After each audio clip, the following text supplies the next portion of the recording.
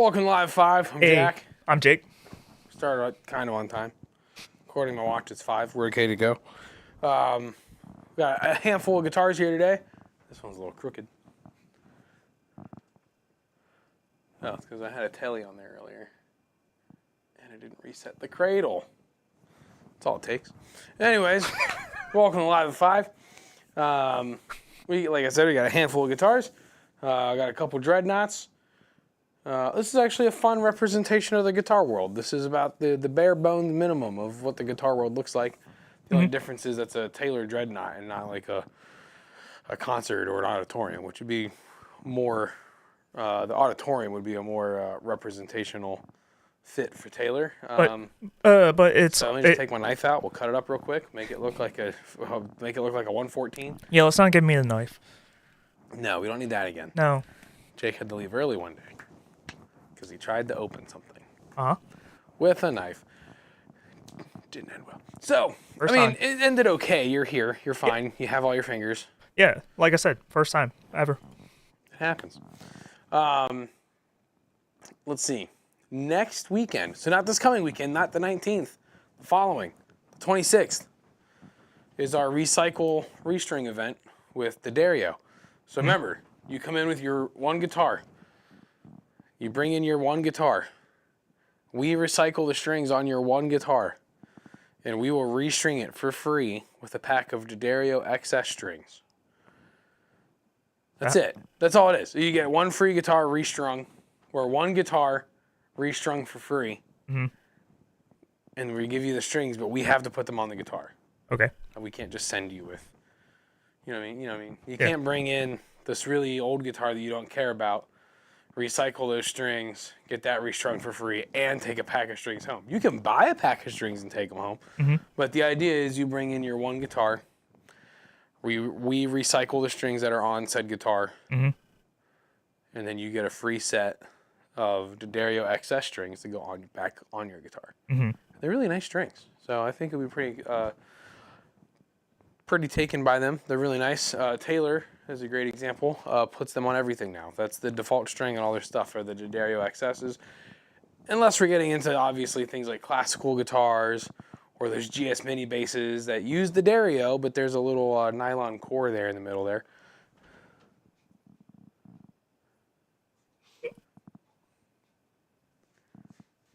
Backline Films.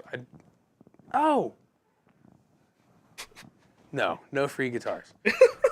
No. Free restring.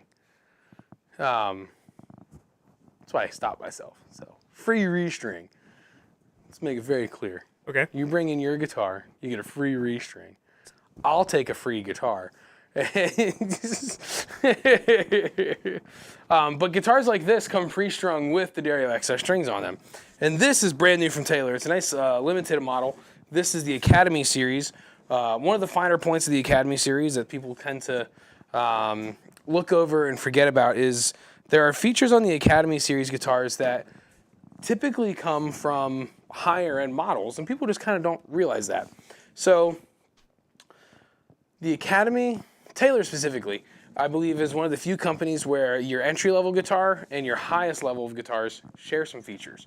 Specifically on the Academy series, the Academy and the 900s and the 800s, like when you get higher up there, are the only models that share this bevel on the armrest on the guitar. Yeah. Which has always kind of blown my mind that I can spend $1,000 or I can spend $4,000, and those are the only two guitars that have the armrest there, which is pretty crazy to think about.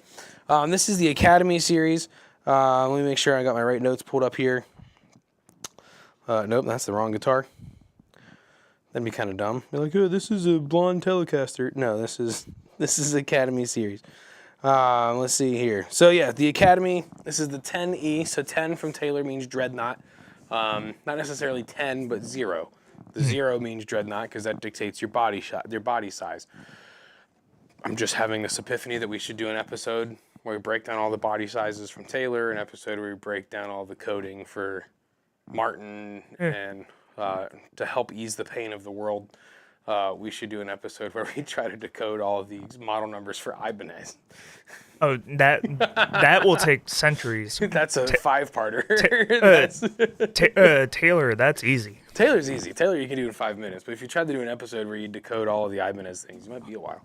But these are very cool because what's nice about these is when normally this is, they say, a spruce top and Sapele body. These have a really nice figured Koa body. So where the normal version comes in at $7.99, because of the figured Koa body, you're going to be looking at $9.99 on these. Limited editions, so get them while you can, especially if you're looking for just a great guitar that comes in at a pretty good price point and get you rolling. Especially with the electronics on there, it's always a great addition, so you can get moving with gigs and recording and all these ventures that you might find yourself in. Let's move on from there to the Blontelli that I accidentally pulled the notes up on first. I love a butterscotch Blontelli. I don't care what model lineup it's from. I don't care if it's Squire. I don't care if it's Player Series, Standard. Let's see, we can literally go Squire, the Sonic Series. Minis. There is a Blonde Mini, a butterscotch Blonde Mini. The Standards, Player 2s, the Vintera 2s. I think the Pro 2 has a butterscotch Blonde. The American Vintage 2.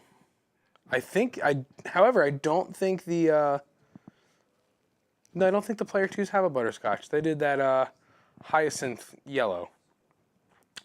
So there's a couple lineups that don't have butterscotch blonde this year. You have the Player 2. I don't recall if the Ultra 2s, I don't think, have a butterscotch blonde finish. And then obviously your custom shops will. But I think a couple of your mainstays have kind of gotten away from butterscotch. So if you want that butterscotch blonde finish, I think primarily you're looking at Sonics, Standards, Vintera 2s, maybe the Performer, but you're missing out on things like Player 2, Ultra 2, Yeah. maybe Pro 2s. I can't remember 100% for sure on that. I can at least say Player 2, especially the Modify. It's just sunshine yellow. It's not butterscotch. Yeah, so I think your mainstay lines from Fender right now don't have butterscotch, but that's okay because the butterscotch from Sonic, Standard, and Vintera 2 are all phenomenal guitars. And of course, if you go custom shop, there's no complaints there. There's no stopping there. No. 9.5-inch radius. Let's see, the maple neck. I've been raving about these Sonic guitars since they came out. So whenever I see a new color that comes into the shop, I always want to pull it out and show y'all. Because you never know. Maybe you don't check our website that often. Maybe you only check it every few days. But here we are. Butterscotch Blonde Sonic Telly. I love the Sonics. I need a bass for at home, and I'm really leaning towards just buying the Sonic P bass. I just need it for writing purposes. It's not like I'm going out with it. And I could always replace the pickups. Yeah. Put some Seymour Duncan quarter pounds in there. Now I want McDonald's. So, I totally forgot this Strat existed until a customer asked me about it the other day. This is the Jimmy Vaughn Tex-Mex Strat. And what's really great about this guitar, and there are, I mean, like any signature model, there are some variances. There are things that change. There are mods to consider. There are very specific things that stand out. But I got to thinking about this one the other day, and what really blew me away on this is there are features on this that you more often than not would only find in a custom shop model. This is one of the few Strats that comes stock with the Tex-Mex pickups. Mm-hmm. You have two overround pickups, one in the neck, one in the middle, and then you have the hot bridge pickup in the bridge position. But it also has a V-shaped neck.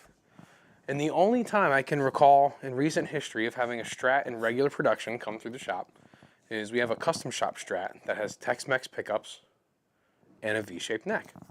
And it really got me thinking, I totally forgot about this guitar, but I love this guitar. Like, I pulled it down for the customer the other day, and I measured the neck, I weighed the guitar, I was going through everything, and the more I was looking at it, I was like, this is a fantastic Strat.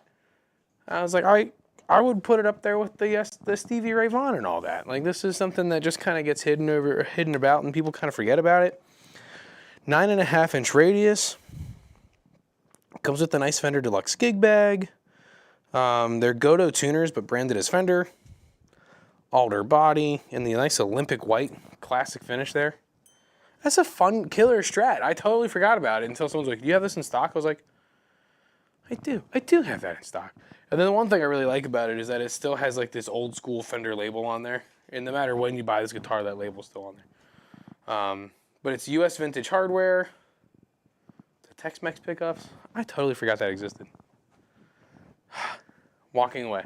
So, this here, not too long ago, the Gibson redid the studio line, and they came out with some phenomenal looking guitars. We had this one in this like honey burst or lemon burst or whatever. Honey, lemon maybe. Now it makes me want chicken wings. I'm on food for some reason. I can't get away from that. So what's great about these guitars is they've completely redone it. If you remember the studio Les Pauls in the past, they're very bland compared to this. These guitars are super nice.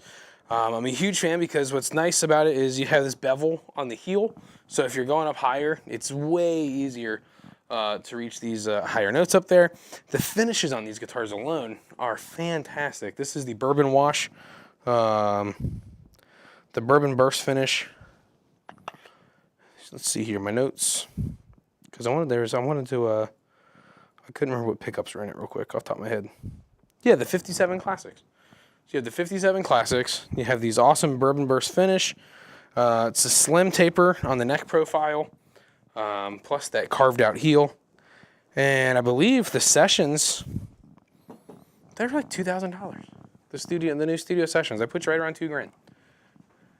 So if you're in the market for a new Les Paul, those are, Jimmy, the bourbon on there is a really nice finish.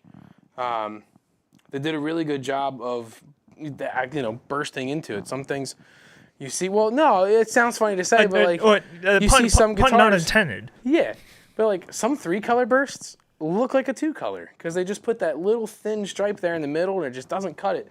But they did a great job washing out to the burst edges on here. It almost looks like a glow. If you're ever familiar with PRS, sometimes those glow finishes, and the way that it fades out from the center to the edge almost looks like the way PRS does some of their glow finishes. I like that a lot. Down to the last one, and this is actually my favorite out of the bunch because it's an acoustic guitar.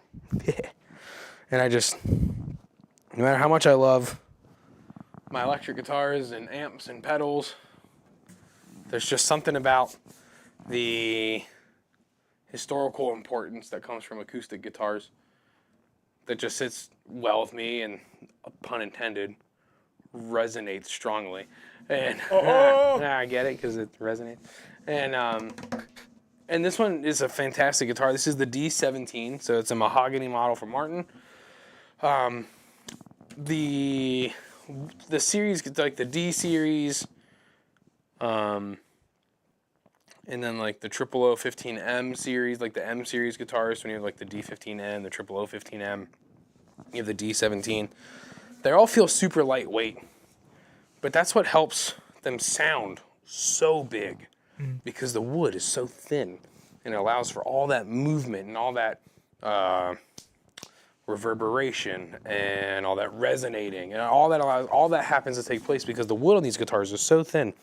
What I like about it is it's forward shifted X bracing on the inside, so that's going to help transfer a lot of the sound because if you just have your standard X or sometimes rear shifted tends to make your guitar a little more tinier in my experience, but if you have it on the forward shifting, what that does is it's going to give you the full volume of everything possible. We're looking at a solid mahogany back, a solid mahogany top. And this is what I like about it the most on these D17s. It is the golden era modified low oval neck shape, which is a fantastic feeling neck.